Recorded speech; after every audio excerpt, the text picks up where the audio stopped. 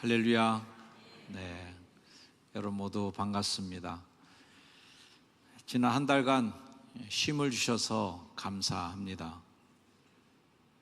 저는 뜻하지 않게 뇌졸중에 걸려서 지난달 뇌 일부가 손상된 일이 있었습니다.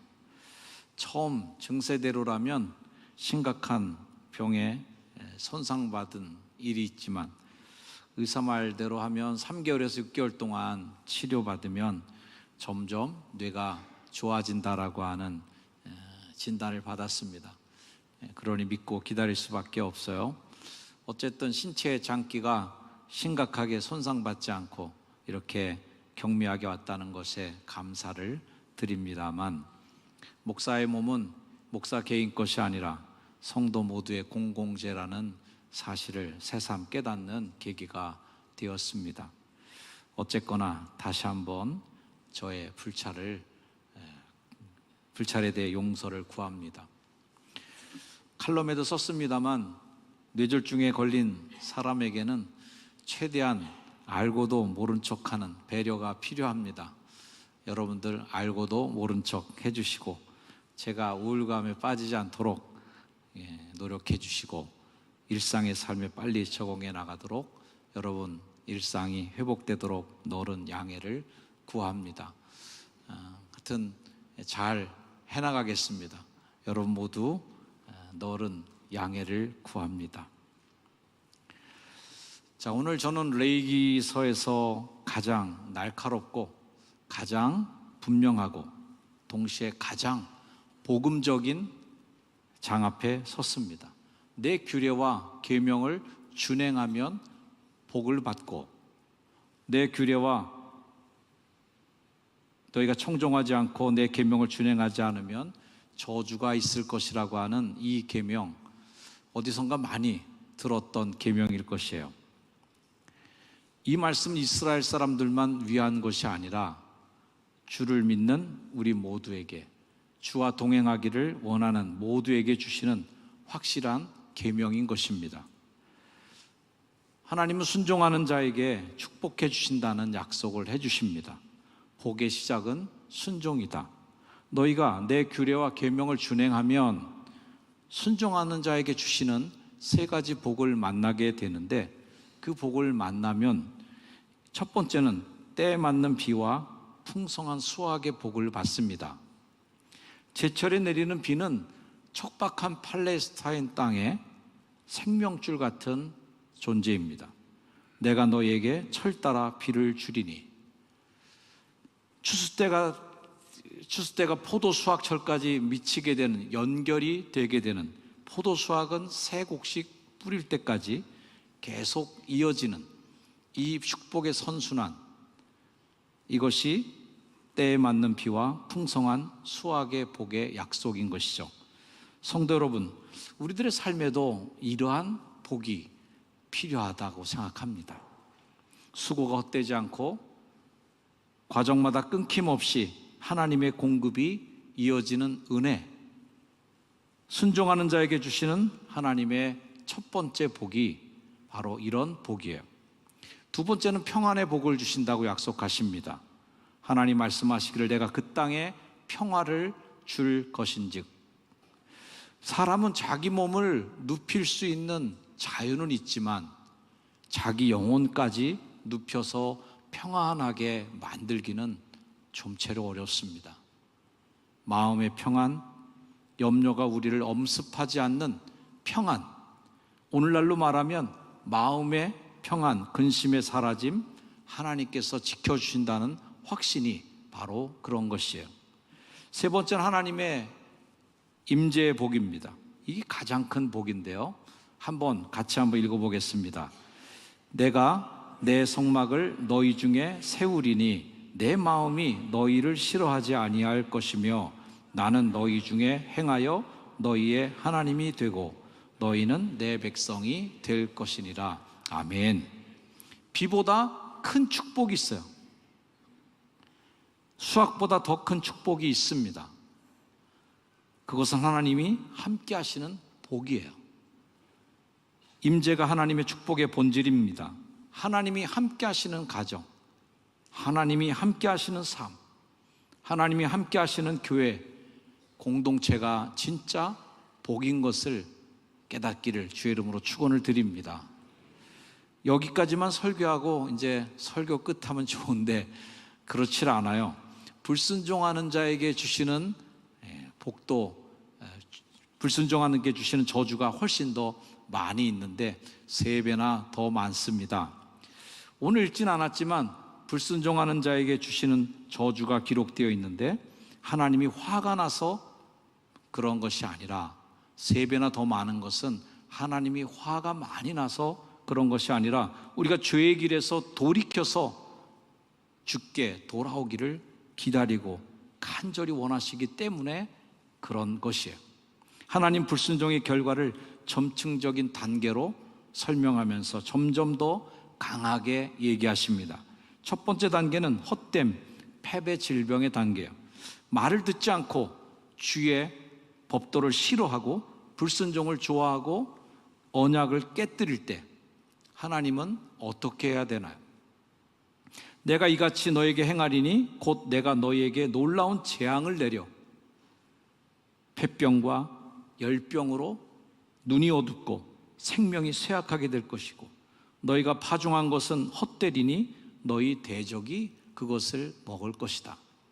헛됨은 성경에서 가장 초보적인 재앙입니다. 하지만 가장 중요한 재앙이기도 해요. 열심히 하는데 일의 결과가 없는 것, 채워지지 않고 뭔가를 해도 비어있는 상태, 하나님이 멀리 계시다는 신호입니다. 두 번째로도 그래도 말을 안 들으면 가뭄과 흉년이 찾아옵니다. 불순종이 계속되면 하늘이 닫히고 땅이 응답하지 않습니다. 열심히 해도 풀리지 않는 일들이 생기고 수고해도 열매가 맺혀지지 않습니다. 너희 수고가 헛될지라. 땅은 그 산물을 내지 아니하고 땅의 나무는 그 열매를 맺지 아니한다라고 하는 말씀이죠. 세 번째 단계로 들어가면 들짐승들이 위협하게 됩니다. 하나님의 보호막이 없어지면 우리의 삶은 감당할 수 없는 환난과 두려움 속에 빠져들게 되어 있어요. 레위기 26장 21절 말씀부터 다시 한번 읽어봅니다. 시작. 너희가 나를 거슬러 내게 청종하지 아니할진대 내가 너희의 죄대로 너희에게 7배나 더 재앙을 내릴 것이라. 내가 들짐승 너희에게 보내리니 그것들이 너희의 자녀를 움키고 너희 가축을 멸하며 너희의 수요를 줄이리니 너희의 길들이 황폐하리라.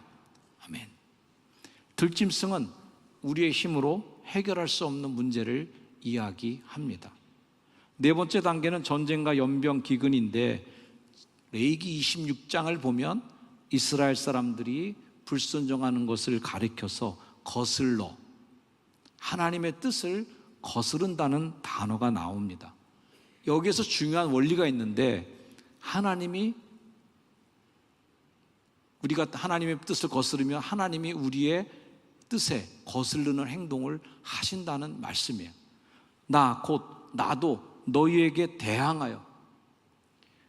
대항하여서 일을 할 것인데 너희 죄로 말미암아 너희를 7배나 더 치리라. 우리가 하나님을 거스르면 하나님도 우리에게 거스른다는 이 말, 신앙에서 가장 무서운 것은 하나님이 없는 상태, 하나님이 내 편이 아니신 상태인 것을 깨닫게 됩니다. 마지막 5번째 단계는 절정인데요, 포로 잡혀가고 전쟁이 나고 쇠잔하고 황폐해질 것이다. 마지막 재앙은 놀랄 만큼 강렬합니다.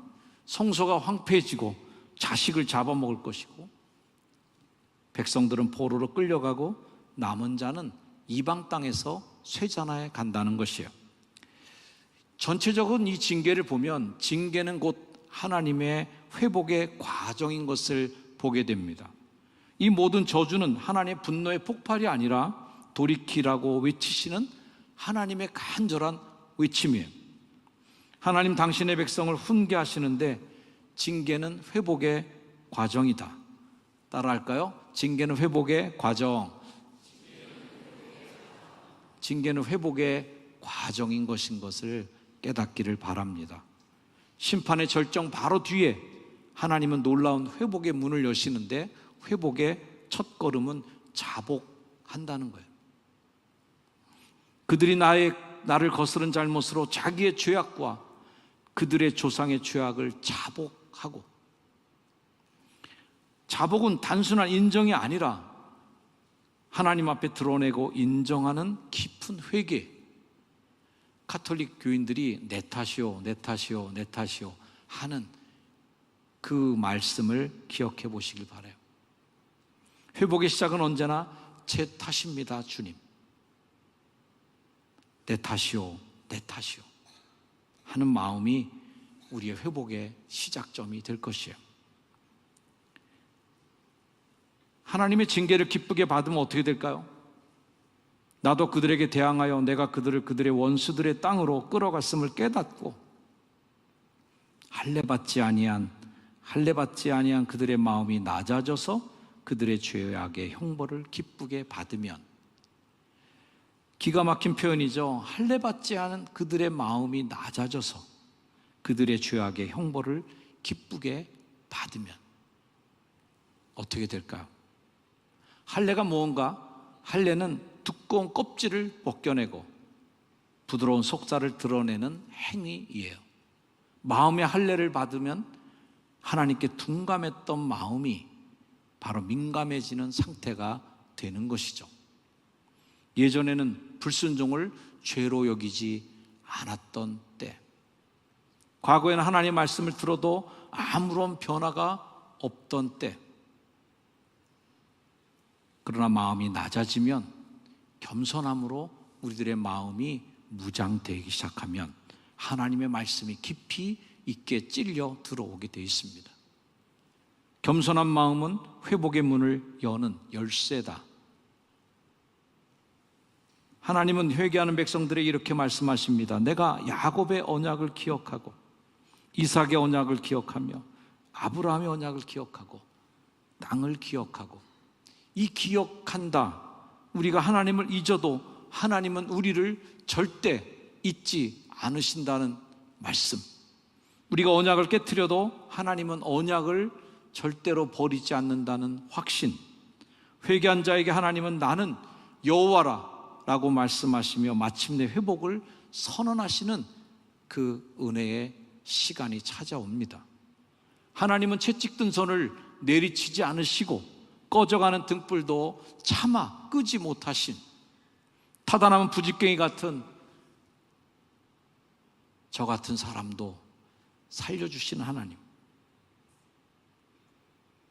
이 모든 것은 기억하사 여기에 달려 있습니다. 하나님이 기억하신다. 우리 모두 나를 기억해 주세요, 나를 기억해 주세요 하는 이 기도를 계속 드려야 되겠습니다.